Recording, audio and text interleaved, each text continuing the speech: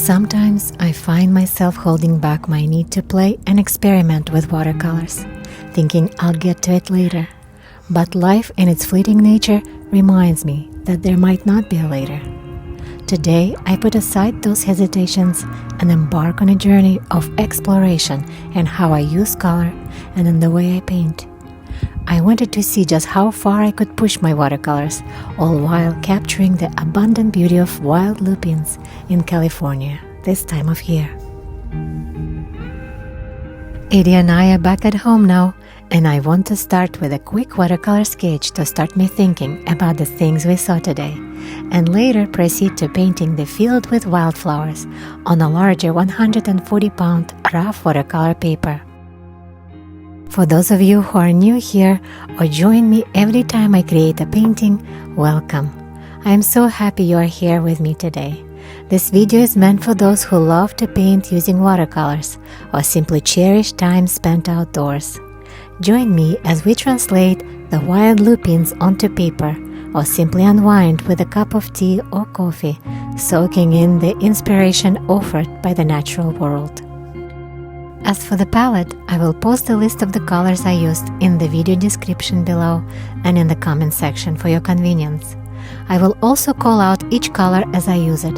Often the lines between colors will blur, and it will simply be a dance of many colors performing their act while we simply observe. Here is the reference photo I took on our walk today.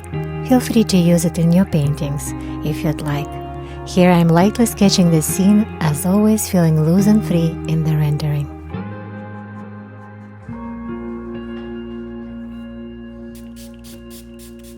As I prepare to paint, I reflect on what initially inspired me to choose lupines as my subject in watercolor.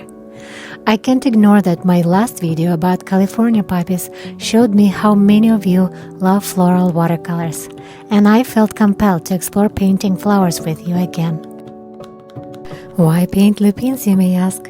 Firstly, they grow abundantly here in the Bay Area in late spring and often inspire me with their vibrant pinks, blues, and purples.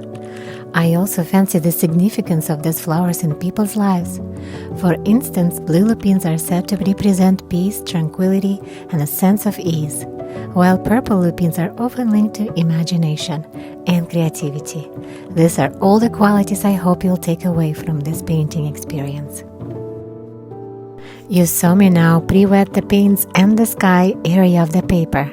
I used the mop brush to apply water, leaving some areas dry to create a few hard edges.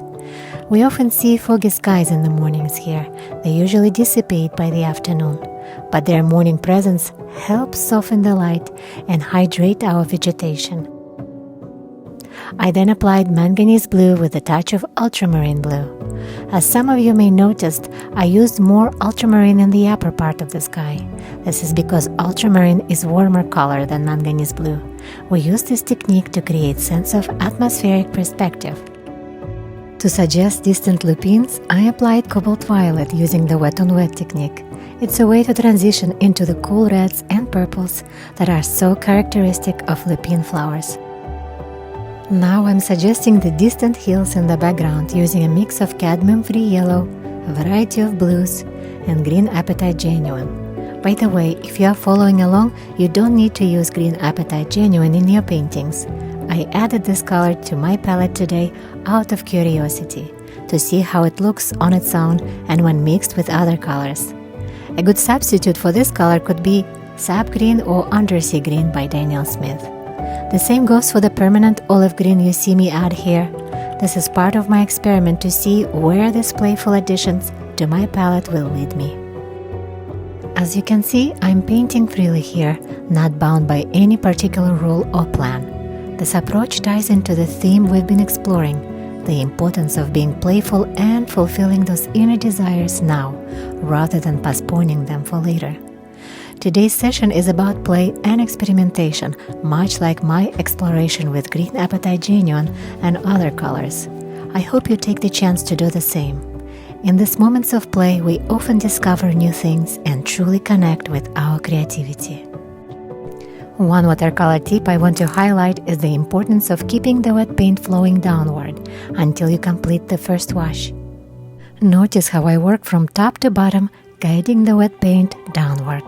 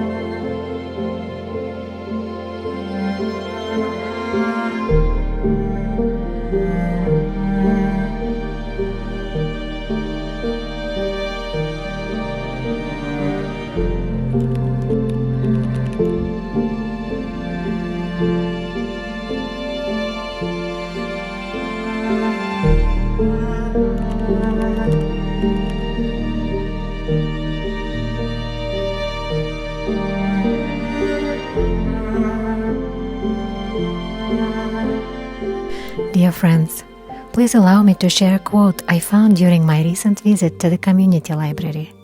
A few days ago, I saw a book containing letters by Vincent Van Gogh and felt compelled to read them to understand him more closely. This book offered profound insights into Van Gogh's thoughts, his deep love for nature, and his art life, which spanned only a short decade. A particular statement struck a chord deep inside me, so close to my heart that I felt compelled to share it with you. He writes, "In a way, I'm glad that I never learned painting. In all probability, I would then have learned to ignore such effects as this." Here he refers to how he squeezed paint directly from the tube onto the canvas to depict tree roots and trunks. Then he continues, "Now I can say to myself, this is just what I want. If it's impossible, it's impossible, but I'm going to try it even though I don't know how it ought to be done. I don't know myself how I painted. I just sit down with the whiteboard in front of the spot that appeals to me, look at what is before my eyes and say to myself, that whiteboard has got to turn into something." Here I felt deeply connected to Vincent Van Gogh in that moment, and how true these words sound in my mind's eye. It shows me, and I hope you too, that we don't need art degrees to start painting. We are free to explore what lies deep inside us and express our inner creativity. You just saw me how I defined lupine flowers and captured the stage when the flowers transition into seed pods or legumes. Soon the seeds will scatter across the meadow, giving hope and new life to the next year's flowers. It's fascinating to watch how nature is always busy, continuing its cycle.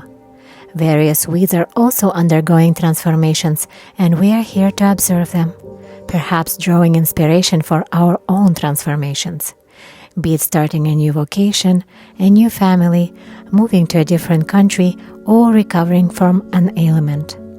As for me, I moved to United States 2 decades ago as a young student. I learned English, studied to become a nurse, got married, and eventually moved to California. It feels like the transitions never stop in my life. Now I'm here painting with you, navigating life with chronic pain that was brought to me by rheumatoid arthritis. I hope my journey can also help some of you in your lives too. Living with arthritis has profoundly changed my life and career. It forced me to pause, reflect, and ultimately take better care of my health. I've discovered that painting and exploring nature aren't just hobbies. They are therapeutic practices that, alongside my medical treatments, help me manage my rheumatoid arthritis. These activities bring me peace and healing, offering a gentle reminder of the resilience and beauty in both the world around me and within myself.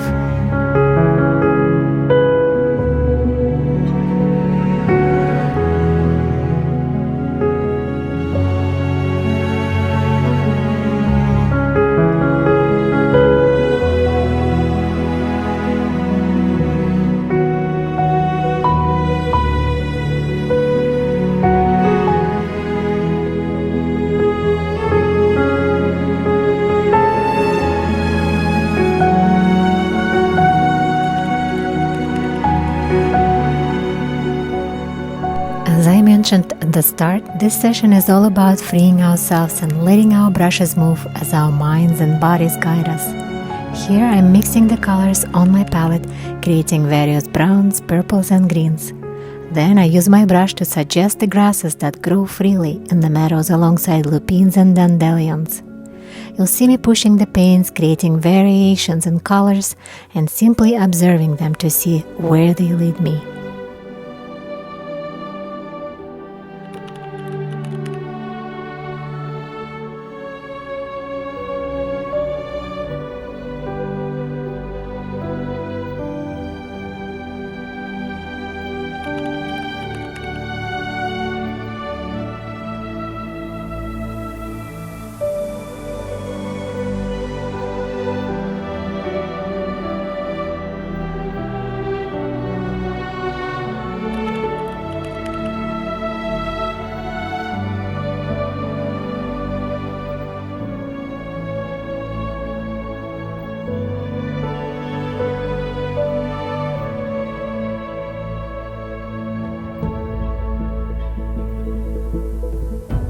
Dear friends, I want to take a moment to thank you for being here with me, for supporting my channel, and for your wonderful comments.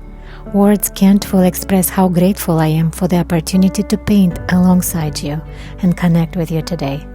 I can only imagine what your day has been like, and I truly appreciate you choosing to spend this time with me. I hope you enjoyed this video, and if you want to learn more about this amazing world of watercolor, please check out my other lessons. Watercolor Basics is perfect for those of you just starting out, and Watercolor Stories offers narrative-driven painting experiences where I share my love for this wonderful medium and stories from my life.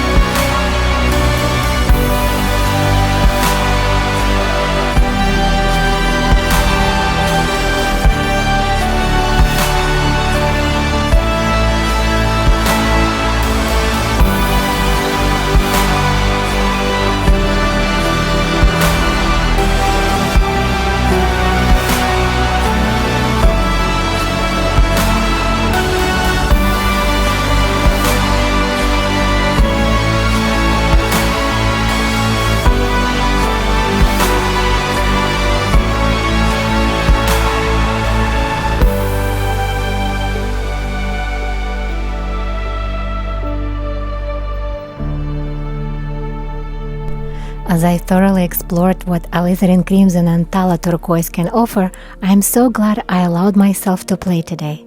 I wouldn't have discovered how these two colors can create such deep, luminous darks. In watercolor painting, artists often avoid using pure black hue because it can dull the luminosity of colors. I think the mix of Alizarin Crimson and Phthalo Turquoise can be a great alternative to a pure black hue.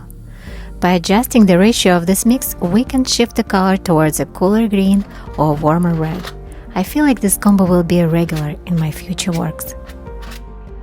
While the foreground was still wet, I decided to use a simple comb and a feather I found the other day for Sgraffito, carving lines that resemble thin blades of grass. I also loaded my mop brush with the dark green mix and squeezed the paint onto the canvas.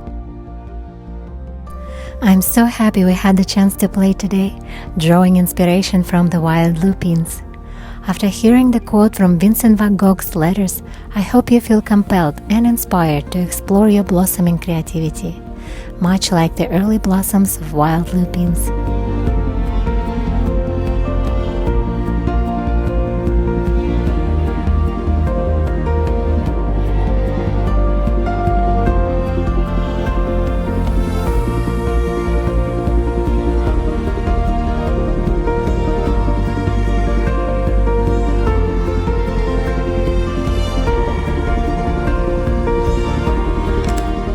Thank you for joining me today, my dear friends.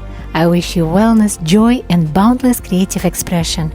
May you continue to find inspiration in the beauty of the natural world, always remembering the importance of giving ourselves time to play and letting our creativity run freely.